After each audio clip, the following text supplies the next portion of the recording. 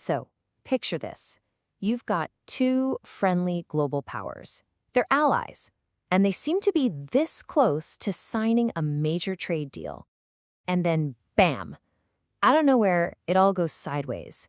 A massive dispute erupts that threatens not just billions in trade, but a really critical geopolitical partnership. Okay, let's get into it. So what kicked this whole thing off? A shocking 50% tariff. That's right, the United States slapped a 50% tariff on India. A number that high, well, it's not just a negotiating tactic. It's a huge economic warning shot. And it set the stage for a pretty dramatic international standoff. And this just begs the question, right?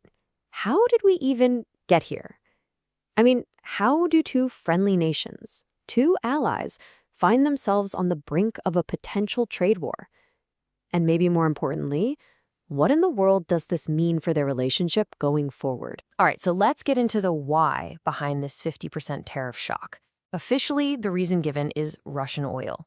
The U.S. says that India is undermining international sanctions by continuing to buy it. But India's counterargument is pretty straightforward: energy security.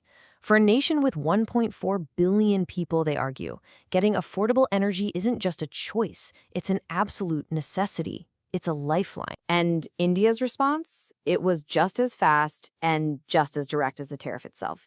And you can tell they chose their words very, very carefully. The language from India's Ministry of External Affairs really says it all: unfair, unjustified, and unreasonable.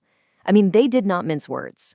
By calling the U.S. action totally baseless, they were sending a clear signal that they would, and this is a quote, take all actions necessary to protect its national interests. But you know what makes this whole situation so wild? The timing. According to a senior Indian diplomat, this wasn't some issue that had been simmering for months. Get this, both sides were reportedly very close to inking a brand new trade deal. And then this move from the U.S. just completely blows it all up, which adds a whole other layer of shock to this dispute. Now, the response didn't just stay at the diplomatic level, it went all the way to the top. Prime Minister Narendra Modi personally stepped in, framing this as more than just a trade issue. For him, this is about national sovereignty and protecting his people. And his promise to protect India's farmers, its dairy producers and fishermen, that's a really powerful statement for a domestic audience. It tells everyone that India is ready to pay a very heavy price, to take a serious economic hit, rather than back down on what it considers to be its core national interests. This whole standoff is also pulling back the curtain on a bigger geopolitical shift. As the pressure from the U.S. puts a strain on that old alignment, Prime Minister Modi is busy strengthening ties somewhere else. He made a point of describing a recent chat with President Putin as very good, and that's a crystal clear signal that India is forging its own path. Okay, so you're facing these massive tariffs. What's the actual game plan? Well, India isn't just relying on tough talk. They've laid out a pretty specific three-pronged economic strategy to handle the blow. Let's break this down. So step one is all about defense. Give immediate help to the Indian companies getting hammered by these tariffs. Step two is proactive. Get out there and find new customers, new markets around the world so you're not so dependent on the U.S. And step three is to look inward. Shift some of that production that was meant for export and sell it to India's own huge, growing domestic market. It's a full-on resilience strategy. But look, even with the best plan in the world, there are real-world consequences. And we're already starting to see the fallout.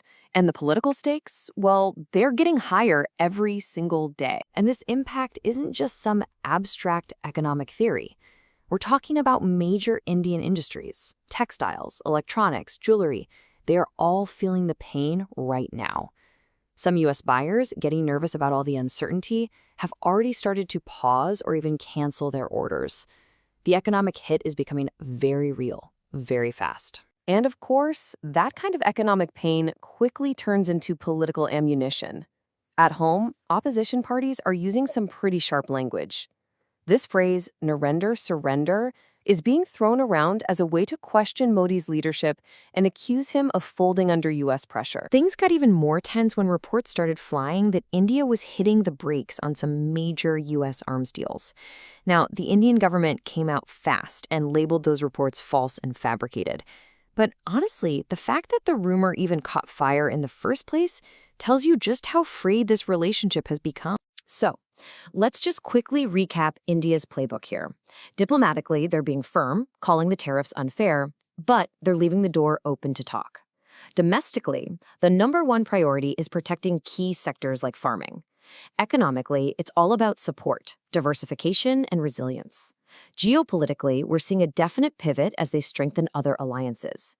And all of this means the government is walking a serious political tightrope. Which leaves us with the final, and really the most critical question of all. Is this just a temporary fight? A serious but ultimately fixable dispute between two allies? Or are we actually watching the early days of a permanent global realignment, where a major power like India decides to carve out its own path, one that's way more independent of the United States? That is the billion-dollar question that this whole standoff is forcing all of us to think about.